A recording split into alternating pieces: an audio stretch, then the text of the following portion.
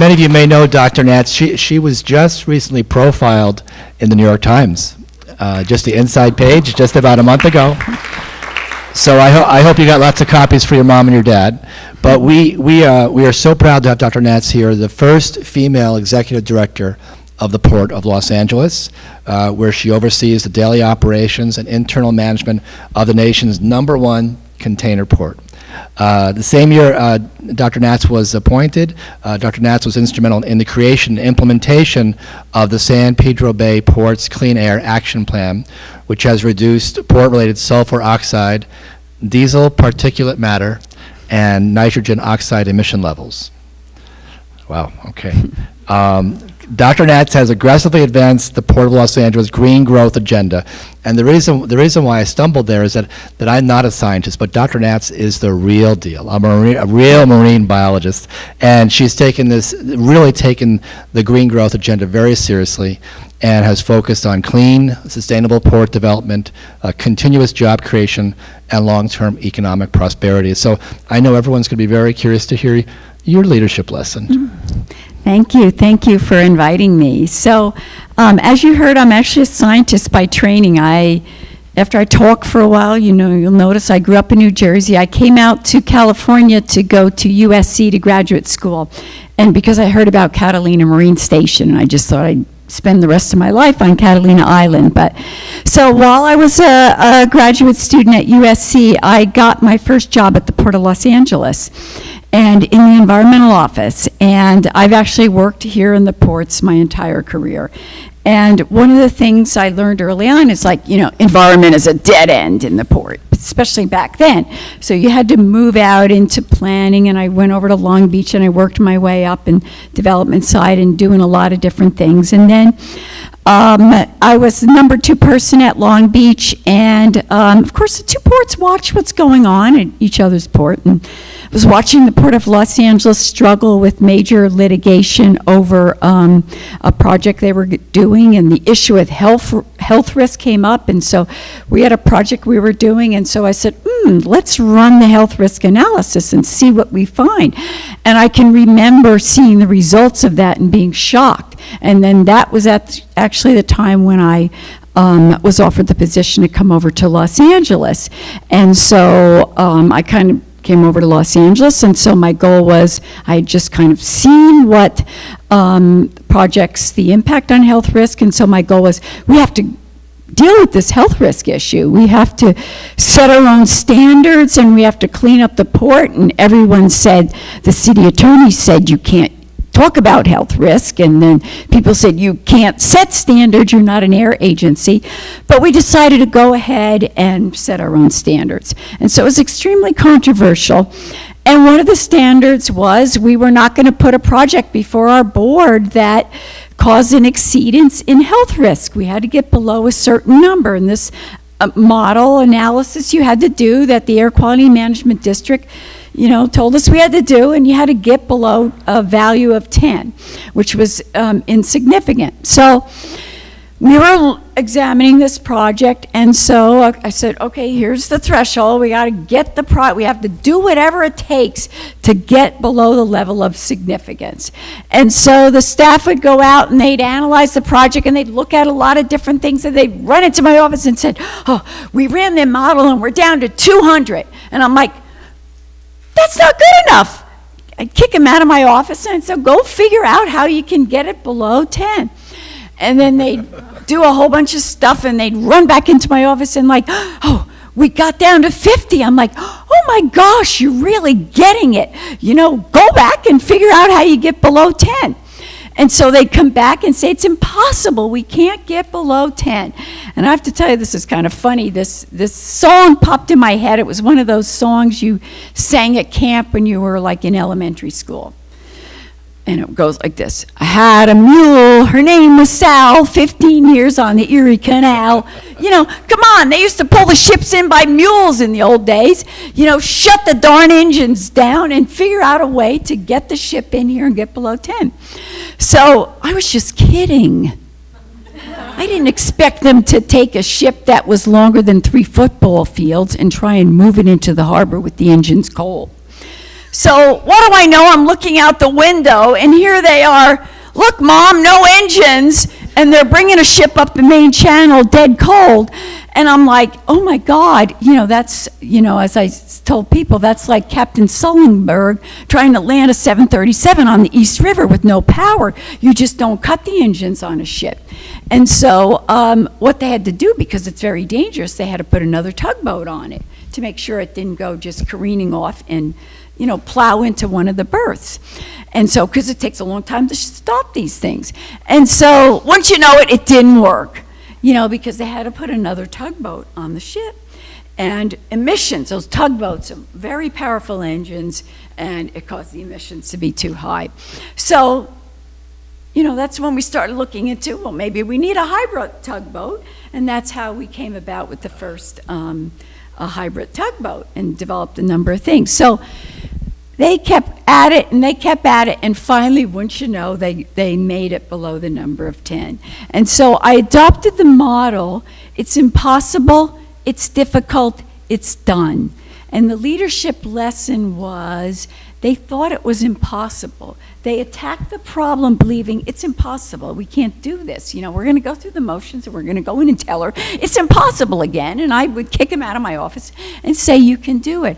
And I realized that as a leader, I had to get the staff to believe they could do the impossible.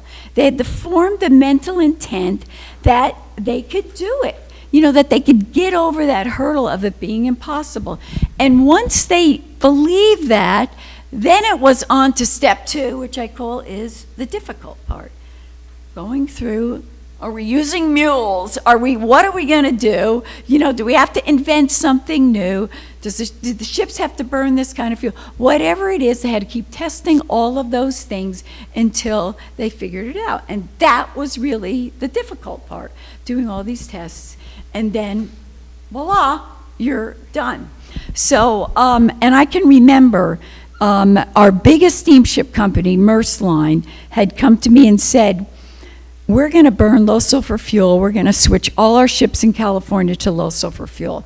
And I remember at the press conference when they announced this, the guy from the shipping company got up there and said, the engineers told me it was impossible. And I'm sitting there listening to him thinking, that's the same exact issue I face. People believe me, it's impossible. We can't do that. And I'm like, yeah, you can. We just have to figure out what are the steps to get there. And I never knew whether we were going to get there or not. I just believed in them that they could do it, and they finally did it. And we never knew where we were going to wind up. Maybe we would have gotten to 11. I don't know. But they ultimately did it. So that was a big eye-opener for me that, heck, it was impossible, but we did it. And then we achieved these reductions. And so even though we're kind of done with that plan, we exceeded our goal. It's kind of interesting that I've had customers come to me and sit down and sitting around and we're talking and have them say to me, I can remember being in the first meeting with you. We thought you were crazy. And you know what? You were right. The situation is a lot better now. And so I've been sued and I've been booed. But in the end, it all worked out. And things that we thought were the craziest things 5 and 6 years ago are now sort of like everybody's doing them, and it's just part of doing business now here. The interesting thing is, Monday, I get on a plane and I'm going to the Supreme Court, Washington, D.C., never been there before, but we're still fighting the fight to be able to continue to keep in the programs that we put in place. And the biggest element of the program, which is all done and finished, but we're still fighting over it, was our clean truck program. And now there was a lot of elements in the program. We spent a lot of time in court and it got pared down. But what we have left is what the customers really like and everybody wants to keep. But we do have an enforceable agreement with the licensed motor carrier, the trucking companies that come in and out of the port. And the Trucking Association doesn't like that we have this enforceable agreement because we can wield what we call the death penalty. We can bar a licensed motor carrier from coming in the port. And a lot of people think we don't have the right to do that. They're engaged in interstate commerce. And I've only done it once. A company, after our whole program went in and everybody had to switch to new clean trucks, one company falsified the vehicle identification numbers on the trucks and tried to sneak in older, dirty trucks through the gate. And so, we checked the data and we found out, and we barred him. We pulled his concession, and he's not allowed to do business in San Pedro Bay.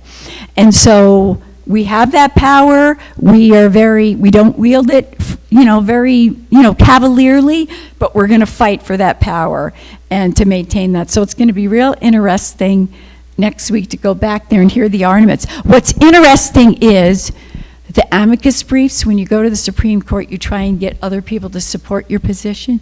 Organizations like the LA Chamber of Commerce, who very early on were very concerned about what we're doing, are writing amicus briefs to support our position. So they're representing the business community. So it's really going to be an interesting thing. But just to second some of the things, you've got to be fearless. People say, oh, you can't do that. Oh, we're doing it. You got to be fearless, and you've got to believe you can do the impossible and keep at it until you get done. You're here. Geraldine, Dr. Knatz, but clearly the story took place over a number of years. How did you, when any good number of people did not think it was possible, how did you sustain yourself during those 3 or 4 years? Yeah. Really challenging folks. Right. I have to tell you, I have a great management team because, to be perfectly honest, we didn't know what the heck we were doing. We were like, okay, we've got to change over all these trucks and whatever, and we adaptively managed. We tested things. If they didn't work, we had to change gears. So I can remember the first day that the trucks had to have stickers on to come in the gate. So that evening I drove around looking at all the trucks, and I'm like, oh my God, none of them have stickers on it, and nobody can get in tomorrow unless they've got a sticker at the gate, because we didn't have the electronic system in. And I thought, okay, that's going to be like my last day on the job, because there's going to be a big backup that goes for miles and miles with truckers honking their horns because they can't get through the gate in the port. So I go to bed thinking like, okay, I wake up in the morning, and so immediately, checking, because we have port police at all the gates. Overnight, what is it with these guys? They wait to the last minute. They slap the sticker on, I guess, when they got up in the morning. And, like over 80, almost 90% of the trucks had stickers coming in. And only a few. And I thought, oh my God, I went to bed and thought the whole thing was going to crash. And then, voila, it worked. But, a lot of things we had to figure out as we went along. But when you surround yourself with really good people, and we'd sit in these meetings and we'd talk about, would this work, would that work? And we just figured out a lot of it out as we went along. So assembling a strong team that you could work with, and being strong. Yeah, and being flexible, being able to change. This is not working. Let's keep beating our head against the wall. Let's change to something else.